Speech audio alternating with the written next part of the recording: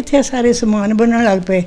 ਮੈਂ ਉਹਨਾਂ ਦੀ ਹੈਲਪ ਕਰਨ ਲੱਗ ਪਈ। ਦੋ ਆਪਣੇ ਸੂਟ ਤਿੰਨ ਬੰਨ ਲਓ, ਆ ਹੀ ਜਾਣਾ ਮੁੜ ਕੇ। ਇਹਨਾਂ ਨਹੀਂ ਸੀ ਪਤਾ ਬਿਲਕੁਲ ਅਸੀਂ ਪਿੱਛੇ ਪੋ ਕੇ ਵੇਖਣੇ ਨਹੀਂ।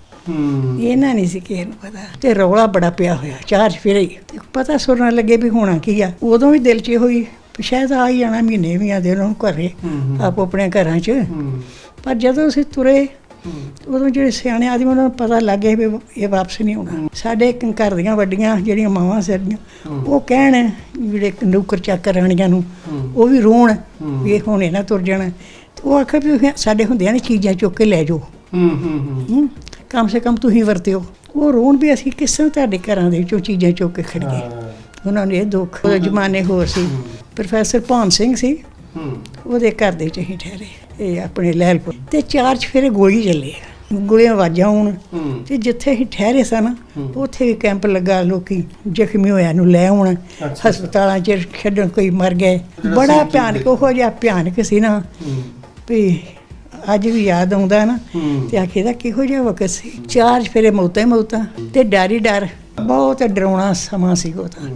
ਉਹ ਚਾਰ ਚੁਫੇਰੇ ਇਸ ਤਰ੍ਹਾਂ ਸੀ ਵੀ ਜਿਵੇਂ ਲੋਕੀ ਰੋਂਦਿਆਂ ਦੀ ਆਵਾਜ਼ ਆ ਰਹੀ। ਤੇ ਖਾਣ ਨੂੰ ਅਸੀਂ ਤਰਸਦੇ ਸਾਂ ਵੀ ਸਾਨੂੰ ਇਹਨਾਂ ਲੂਣ ਹੀ ਮਿਲ ਜਾਏ। ਸਾਡੀ ਜਿਹੜੀ ਸਮੁੰਦਰੀ ਤਹਿਸੀਲ ਸੀ ਨਾ, ਇਹਦੇ ਵਿੱਚ ਮੁਸਲਮਾਨਾਂ ਦੇ ਉੱਧਰ ਤੋਂ ਨਹੀਂ ਚੁੱਕੀ, ਹਮਦਰਦੀ ਕਰਦੇ ਸੀ। ਜਿਹੜਾ ਇਹਨਾਂ ਦੇ ਦਾਦੇ ਜੀ ਨੇ ਬਾਗ ਲਾਇਆ ਸੀ ਨਾ, 2 ਮੁਰੱਬੇ ਬਾਗ ਸੀ, ਰੈੱਡ ਬਰੈਡ ਸੰਤਰਾ ਸੀ, ਦੂਜਾ ਸੰਤਰਾ ਸੀ।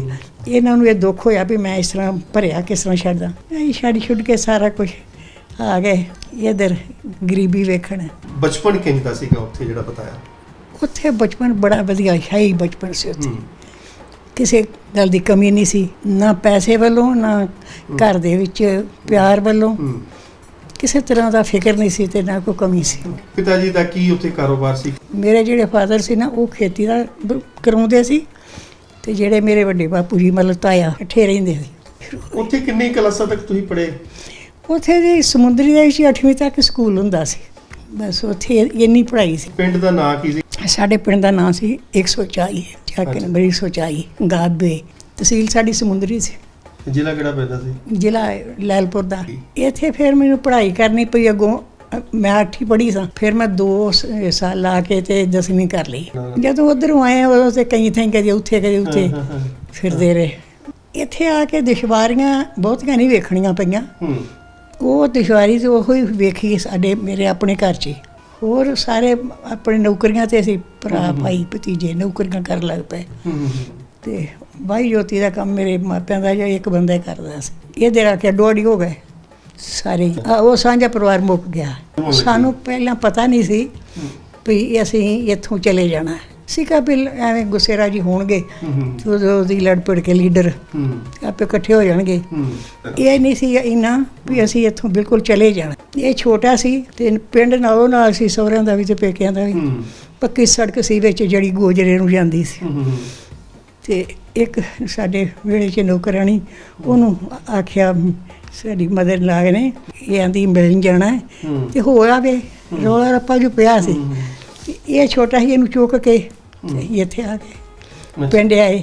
ਇਸ ਤਰ੍ਹਾਂ ਦਾ ਪਿੰਡ ਦੇ ਵਿੱਚ ਇਸ ਤਰ੍ਹਾਂ ਸੋਗ ਵਰਤਿਆ, ਚੁੱਪ ਚਾਪ ਜਿਹੀ, ਲੋਕਾਂ ਨੂੰ ਪਤਾ ਨਾ ਲੱਗੇ। ਸਮਾਨ ਬੰਨਣ ਲੱਗ ਪਏ ਤੇ ਪਤਾ ਨਹੀਂ ਲੱਗਦਾ ਵੀ ਹੁਣ ਕੀ ਕਰੀਏ। ਕਿੰਨੀ ਉਮਰ ਸੀ ਤੁਹਾਡੀ ਉਸ ਵੇਲੇ?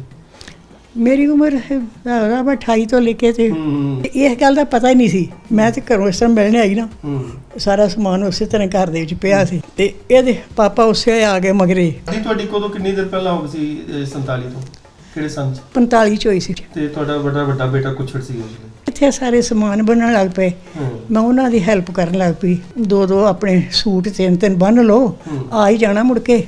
ਇਹਨਾਂ ਨਹੀਂ ਸੀ ਪਤਾ ਬਿਲਕੁਲ ਅਸੀਂ ਪਿੱਛੇ ਪੋ ਕੇ ਵੇਖਣੇ ਨਹੀਂ।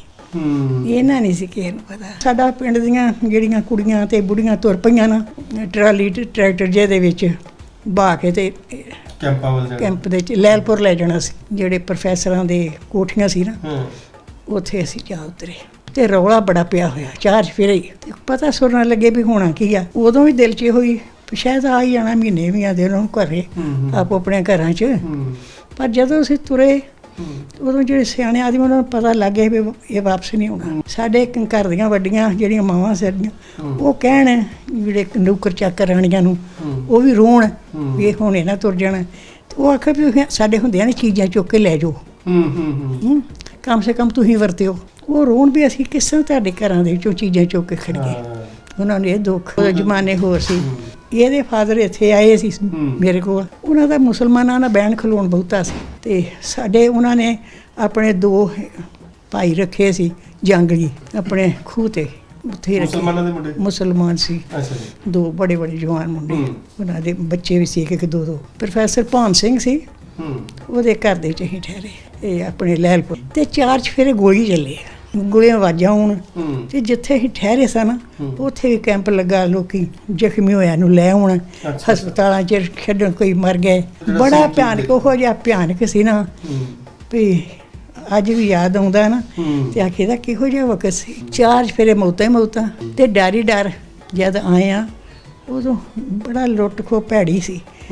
ਮੁਸਲਮਾਨ ਕੁੜੀਆਂ ਨੂੰ ਰੱਖ ਲੈਂਦੇ ਸੀ, ਤੇ ਸਿੱਖ ਜਿਹੜੇ ਸੀ ਉਹ ਇੱਧਰ ਕੁੜੀਆਂ ਰੱਖ ਲੈਂਦੇ। ਇਸ ਤਰ੍ਹਾਂ ਦਾ ਮਾਹੌਲ ਬੜਾ ਮਾੜਾ ਸੀ। ਅਸੀਂ ਵੀ ਬੜਾ ਆਪਣੇ ਆਪ ਨੂੰ ਛੁਪਾ ਛਪੂ ਕੇ ਲਿਆਂਦਾ ਵੀ ਬਾਹਰ ਨਾ ਮੂੰਹ ਕਰਿਓ, ਇੱਧਰ ਨਾ ਚਲੇ ਜਾਓ, ਕੋਈ ਗੁੰਡੇ ਹਾਂਜੀ ਪਿੰਡ ਦੀਆਂ ਵੀ ਕੁੜੀਆਂ ਵੋਟੀਆਂ ਨਾਲ ਹੀ। ਸਾਡਾ ਮਤਲਬ ਸਾਰੇ ਪਿੰਡ ਦੀਆਂ ਜਿੰਨੀਆਂ ਕੁੜੀਆਂ ਸੀ, ਜਿਨ੍ਹਾਂ ਦੇ ਗੱਡੇ ਗੁੱਡੇ ਤੇ ਨਹੀਂ ਸੀ ਨਾ ਕਿ, ਉਹ ਵੀ ਸਾਡੇ ਨਾਲ ਹੀ।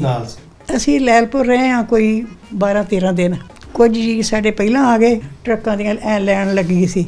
ਉਹਦੇ ਵਿੱਚ ਭਾਈਆਂ ਦੇ ਬਹਿ ਜਾਓ ਜਿਹੜੇ ਇੱਧਰ ਆ ਜਾਣੇ ਸੀ, ਛੱਡ ਕੇ ਮੁਲਕ ਆਪਣਾ, ਜਾਨ ਬਚਾ ਕੇ ਲੋਕੀ ਨਾ ਆਖਣ ਵੀ ਜਿਵੇਂ ਤੂੜੀ ਲਾ ਦਿੱਤੀ ਸੀ। ਇਸ ਤਰ੍ਹਾਂ ਕਰਕੇ ਬੜੀ ਤਕਲੀਫ ਦੇ ਨਾਲ ਅਸੀਂ ਟਰੱਕ 'ਚ ਬਹਿ ਗਏ। ਟਰੱਕ 'ਚ ਵੀ ਜਿਵੇਂ ਤੂੜੀ ਲੱਦੀ ਹੁੰਦੀ ਇਸ ਤਰ੍ਹਾਂ ਸੀ, ਛਕੜਾ ਜਿਹਾ ਬੱਸ ਸੀ, ਜਿਹਦੇ ਵਿੱਚ ਸਾਨੂੰ ਫਿਰ ਬਿਠਾ ਦਿੱਤਾ ਵੀ ਚਲੋ ਟਰੱਕ ਨਹੀਂ, ਆਹ ਜਿਹੜੀ ਬੱਸ ਹੈ ਨਾ ਇਹਦੇ ਵਿੱਚ ਬਹਿ ਜਾਓ। ਉਹਦੇ 'ਚ ਲੱਗਣਾ ਉਹ ਫੱਟਿਆਂ ਦੇ ਤੇ ਬੈਠੇ, ਐਨ ਫੱਟੇ। ਹਾਂਜੀ, ਇਹੋ ਜਿਹੀ ਬੱਸ ਸੀ। ਬੜੀ ਖਿਆਈ ਦੇ ਨਾਲ ਸਾਨੂੰ 2 ਦਿਨ ਰਾਹ ਦੇ ਵਿੱਚ ਲੱਗੇ। ਜਦੋਂ ਅਸੀਂ ਲੈਲਪੁਰੋਂ ਤੁਰੇ, ਅੱਧਾ ਘੰਟਾ ਰੋਕ ਲੈਂਦੇ ਸੀ, ਤੇ 4 ਚੁਫੇਰੇ ਮਿਲਟਰੀ ਫਿਰਦੀ ਸੀ, ਕੋਈ ਗੱਲ ਨਹੀਂ ਰਾਖੀ ਕਰਦੇ ਤੁਹਾਡੀ, ਵੀ ਬਾਥਰੂਮ ਕਰ ਲਓ ਅੱਧਾ ਘੰਟਾ। ਜਿਹੜਾ ਸਾਡਾ ਸਮੁੰਦਰੀ ਦਾ ਇਲਾਕਾ ਸੀ ਨਾ, ਕੁਝ ਲੈਲਪੁਰ ਦਾ ਹਿੱਸਾ ਵੀ ਇਹ ਸੇਫ ਸੀ। ਇਹ ਲੋਕ ਜਿਹੜੇ ਸਰਦਾਰ ਸੀ, ਇਹਨਾਂ ਦੀ ਲਾਂਬੇ ਮੁਸਲਮਾਨਾਂ ਦੇ ਨਾਲ ਨਾ ਬੋਲ ਚਾਲ ਵੀ ਹੈਗੀ ਸੀ। ਇਹਨਾਂ ਨੂੰ ਕੁਝ ਨਹੀਂ ਹੋਇਆ, ਇਹ ਆਪਣੇ ਆਰਾਮ ਦੇ ਨਾਲ ਹੀ ਆਏ ਨੇ। ਬਹੁਤ ਡਰਾਉਣਾ ਸਮਾਂ ਸੀ ਉਹ ਤਾਂ। ਉਹ 4 ਚੁਫੇਰੇ ਇਸ ਤਰ੍ਹਾਂ ਸੀ ਕਿ ਜਿਵੇਂ ਲੋਕੀ ਰੋਂਦਿਆਂ ਦੀ ਆਵਾਜ਼ ਆ ਰਹੀ, ਤੇ ਖਾਣ ਨੂੰ ਅਸੀਂ ਤਰਸਦੇ ਸਾਂ ਵੀ ਸਾਨੂੰ ਇਹਨਾਂ ਲੂਣ ਹੀ ਮਿਲ ਜਾਏ। ਜਿਸ ਵੇਲੇ ਵਾਹਗਾ ਬਾਰਡਰ ਆਏ ਆ, ਇੱਥੇ ਅੱਗੇ ਨਾ ਰੋਟੀਆਂ ਵਰਤਾਉਂਦੇ ਸੀ, ਲੰਗਰ ਜਿਹਾ ਲੱਗਾ, ਡਰੇ ਸੀ ਤੇ ਕਿਤੇ ਬੰਦਿਆਂ ਨੂੰ ਗੋਲੀ ਨਾ ਵੱਜੇ। ਕੁਝ ਮੇਰੇ ਭਰਾ ਭਤੀਜੇ ਘੋੜੀਆਂ ਤੇ ਸੀ, ਹਾਂਜੀ, ਨਾਲ ਜਾਂਦੇ। ਉਹ ਭਾਣਾ ਜਿਹੜਾ ਸੀ ਨਾ ਬੁੜੀਆਂ ਨੂੰ, ਇਹ ਸਰਗੋਧੇ ਵਾਲੇ ਚਾਂਸ ਹੋਏ ਸੀ। ਸਾਡੀ ਜਿਹੜੀ ਸਮੁੰਦਰੀ ਤਹਿਸੀਲ ਸੀ ਨਾ, ਇਹਦੇ ਵਿੱਚ ਮੁਸਲਮਾਨਾਂ ਦੇ ਉੱਧਰ ਤੋਂ ਨਹੀਂ ਚੁੱਕੀ, ਹਮਦਰਦੀ ਕਰਦੇ ਸੀ। ਜਿਹੜਾ ਇਹਨਾਂ ਦੇ ਦਾਦੇ ਜੀ ਨੇ ਬਾਗ ਲਾਇਆ ਸੀ ਨਾ, 2 ਮਰਬੇ ਬਾਗ ਸੀ, ਰੈੱਡ ਬਰੈਡ ਸੰਤਰਾ ਸੀ, ਦੂਜਾ ਸੰਤਰਾ ਸੀ।